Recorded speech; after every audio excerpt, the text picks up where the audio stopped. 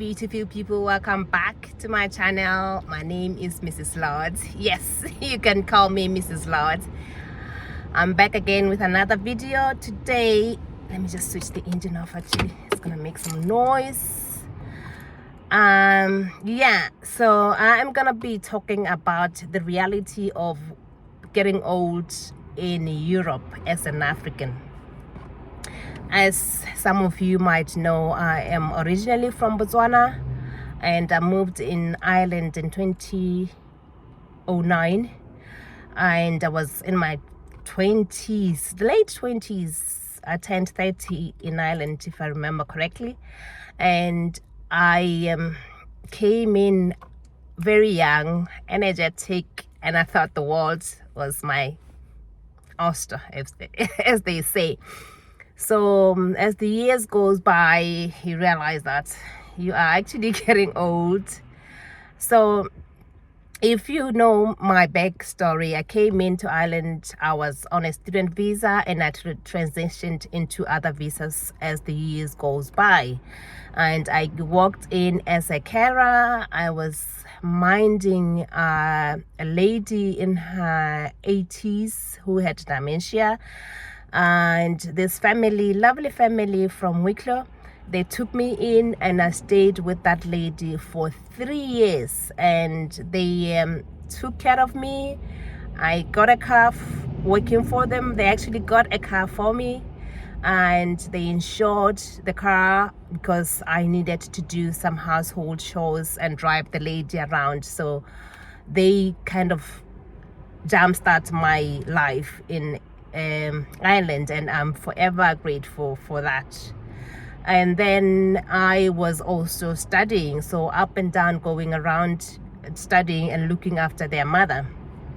So initially when I came into Ireland, it was meant to be just a short stay, as we all do, is particularly people from Southern Africa. Our initial idea is to come here, make money, and go back home. But life happens, and you realize that's just not enough. Your life, your pension, your tax, your energy, your resources, literally you spend them here, and then you gradually change your mind. But Africa would never leave me. So I am getting older. I'm now heading on to my 50s, and I'm like, okay, evaluate. My intention is to retire in Ireland. I intend to stay here forever in Ireland? And the answer to that question is yes, and I'll tell you why. I have family now in Ireland. I got married in Ireland, and my son also lives here in Ireland. So Ireland is as you would say, I would say my second home. Botswana will always be my first home. It will always be that place where I run to when I feel lonely and I miss my family. There's a lot of deep connection there. So I would never say that never. So, but to be honest with you, here is why I intend to retire. That's where I intend to maybe die. Yeah, that's the reality of life, isn't it? We are going to go somewhere at the end of the life. So yeah, that's quite a very touchy subject to discuss, but yeah, we need to talk about these kind of things as we get older.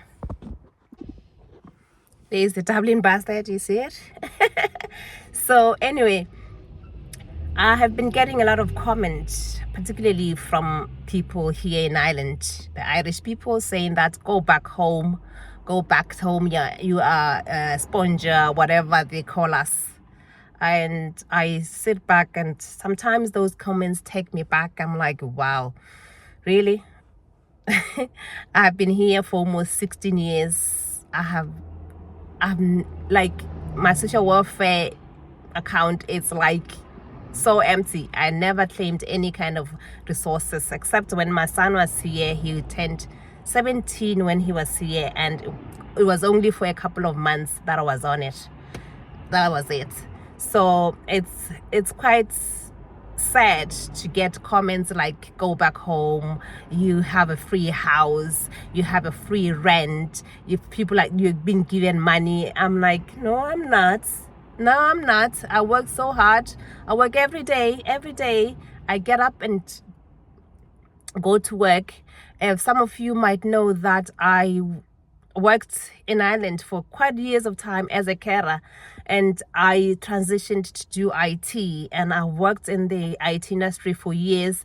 I was laid off, and then I went back into doing care again, and I am still doing care. I don't sit around and do nothing. I prefer to get up in the morning and work. I was working from home, and during the pandemic years and doing the IT work, and mentally I've realized that it's actually very unhealthy to be at home all the time. So I prefer to go out and work. So that's what I'm doing right now. But my intention over the years is actually my mind keeps telling me, no babe, that's not enough. Like, I give my all to care. I do come in and do my work, but I feel like we're not paid enough for the amount of sacrifices and the time that we spend doing care. So my mind keeps saying, no, you can do more. So I am also doing a course online. I am doing my COPTIA. So hopefully that will get me a better job. Care will come in as handy because I also decided to do a course, because you can't be a carer in Ireland without a FITEC level 5 course. So that is on my pocket right now. I'm actually going to college as we speak, just to finish up the whole FITEC level 5, so that when I need to fall onto something, I have a course. I don't need to worry about the fact that I don't qualify to be a carer. So if things get really tough, at least I know where to fall onto. So that's the reality of getting old in Ireland, because the tech industry has changed so much. Like, I remember when I started, how much emails and private message on LinkedIn of people wanting to interview me for jobs.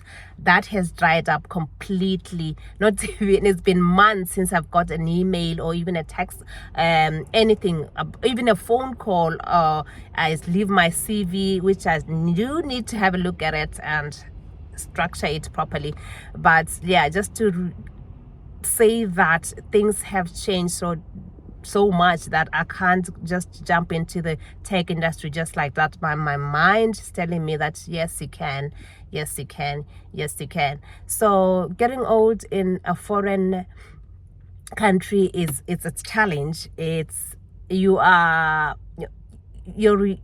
immediate family. As an African, to me, family is huge, because our family is not only our immediate family. It's not only your husband, your kids. No, our family goes all the way up to your cousins of cousins. It is deep. So here, as you get older, you make friends, they become family, but you lose friends as well, and you kind of feel isolated sometimes. I think it has to do with age, I don't know, but yeah. So the reality of things is that when you get older, you become lonelier. I see it as a carer as well, with clients that I have minded, like, they are so lonely, because also your friends are also getting older and they have their own priorities, they have their own things to do in life. So I'm not complaining or anything like that, but that's just the reality. So getting older in Europe as an African, I feel like it's very isolating, because you have no immediate family here, or you have no those friends or cousins that you have back home. We talk on the phone.